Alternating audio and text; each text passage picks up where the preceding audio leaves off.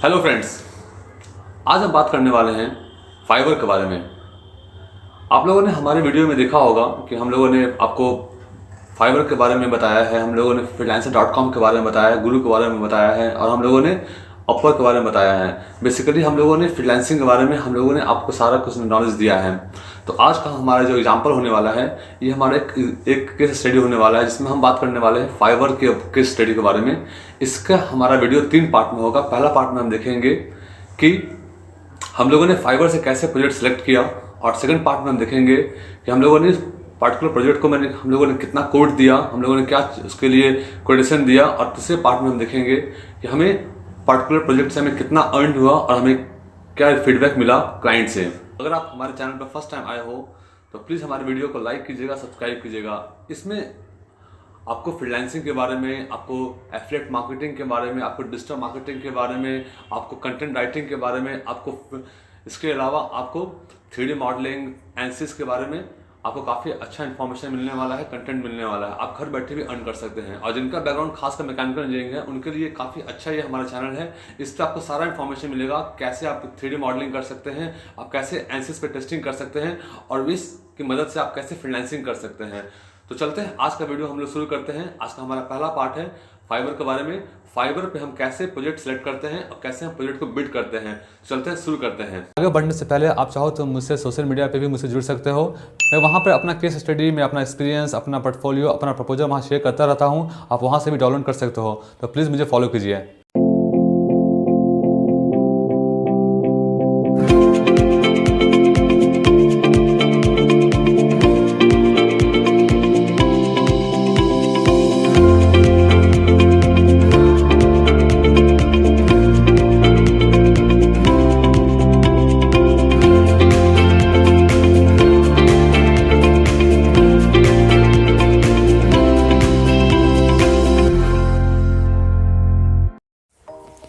तो आज के वीडियो में देखेंगे हम कि कैसे हम लोगों ने प्रोजेक्ट को बिड किया था और क्या प्रोजेक्ट का रिक्वायरमेंट था, उस पार्टिकुलर प्रोजेक्ट में हमें क्या क्या करना था और क्लाइंट का क्या रिक्वायरमेंट था।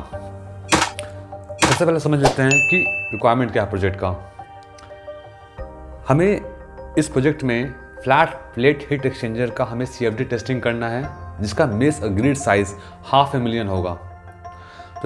तो जिनका बैकग्राउंड मैकेनिकल है, इंडस्ट्रियल है या फिर केमिकल इंडस्ट्री है, उनके लिए तो ईजी है समझने के लिए। लेकिन जो लोग को समझ में नहीं आ रहा है तो मैं ट्राई करूंगा कि आपको भी इस प्रोजेक्ट के बारे में सिंपल में आपको समझ में आ जाए।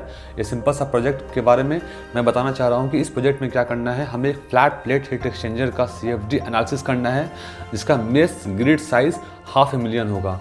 मैं सिर्फ आपको एग्जाम्पल लेके बता रहा हूँ कि मैंने इस प्रोजेक्ट पर कैसे काम किया और इसमें मुझे क्या क्या करना था, इसमें मुझे क्या क्या सबमिट करना था क्लाइंट को, जस्ट एज एग्जाम्पल, ताकि आपको एक आइडिया मिल सके कि कैसे आप प्रोजेक्ट को अप्लाई करते हैं, कैसे प्रोजेक्ट को आप कोड करते हैं और कैसे प्रोजेक्ट को आप सबमिट करते हैं। तो आज के पार्ट में हम बताने वाले हैं कि क्या हमारा रिक्वायरमेंट था प्रोजेक्ट का। I am contacting you about a project about a flat plate heat exchanger. This will need a CFD analysis with A mess grid less than 500,000। I will need the thesis to be around 8 to 10,000 words. The thesis will require calculations and literature review.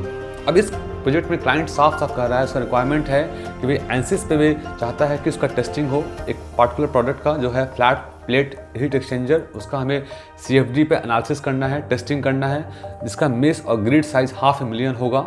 इसके अलावा हमें वहाँ पर एक report तैयार करना है जिसका साइज़ होगा 8 to 10,000 वर्ड्स होगा, जो हमें सबमिट करना है in the form of thesis. ठीक है, यहाँ तक आप लोग को क्लियर हो गया होगा।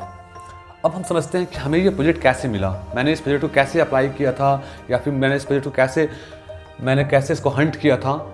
तो इसे देखते हैं हमारा कि ये प्रोजेक्ट पहले है कहाँ का।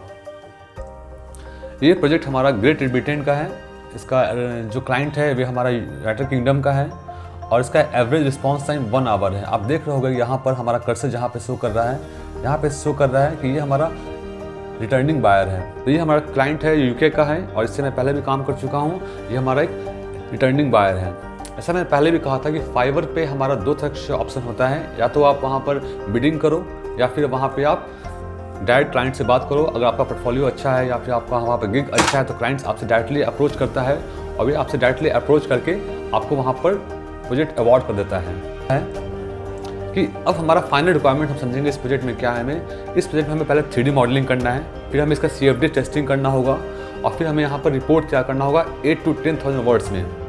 अब यहाँ बहुत मैं इंपॉर्टेंट चीज़ बताने वाला हूँ आपको कि जिन लोगों का बैकग्राउंड मैकेनिकल है उनको पता होना चाहिए API स्टाइल और हार्डवेयर रेफरेंसिंग। जनरली क्या होता है, जो क्लाइंट आपसे जो बोलता है कि आप उनके लिए रिपोर्ट तैयार करो या फिर उनके लिए आप थीसिस लिखो, उसके लिए क्या होता है, आपको कुछ पार्टिकुलर स्टैंडर्ड दिए होते हैं, API स्टाइल या फिर हार्डवेयर रेफरेंसिंग। यहाँ पे मैं बात कर रहा हूँ API स्टाइल का, क्योंकि मेरा क्लाइंट ने मुझसे कहा था कि मुझे API स्टाइल फॉर्मेट में मुझे थीसिस लिखना है। अगर आपको पता होगा तो अच्छी बात है, अगर नहीं पता होगा तो आप मुझसे पूछिएगा कमेंट बॉक्स में कि API स्टाइल और हार्डवेयर रेफरेंसिंग में क्या डिफरेंस है और हम इस दोनों में कैसे हम लोग एक अच्छा थीसिस राइटिंग लिखते हैं इसकी मदद से। तो फाइनली हम लोगों ने इस वीडियो में हम लोगों ने देखा कि हमारा रिक्वायरमेंट था एनालिसिस का, जो CFD एनालिसिस था, जहाँ पे हमें मॉडलिंग करना है, पहले 3D मॉडलिंग करना है हमें फ्लैट प्लेट हीट एक्सचेंजर का, उसके बाद फिर हमें टेस्टिंग करना है, CFD एनालिसिस करना है, फिर उसके बारे में हम लोगों ने क्या क्या फाइंडिंग देखा उस टेस्टिंग में, हम लोगों ने क्या क्या निकाला रिजल्ट्स, उसका हमें एक रिपोर्ट तैयार करना है जिसमें हमारा कैलकुलेशंस, हमारा लिटरेचर रिव्यू आएगा। और इसके लिए जो हमारा जो मेजर जो लगने वाला है स्किल, वो हमारा NCC है। अब देख लेते हैं कि हमने इस प्रोजेक्ट के लिए कैसे अप्लाई किया था और कैसे हम लोगों ने इस प्रोजेक्ट के लिए अप्रोच किया था क्लाइंट से।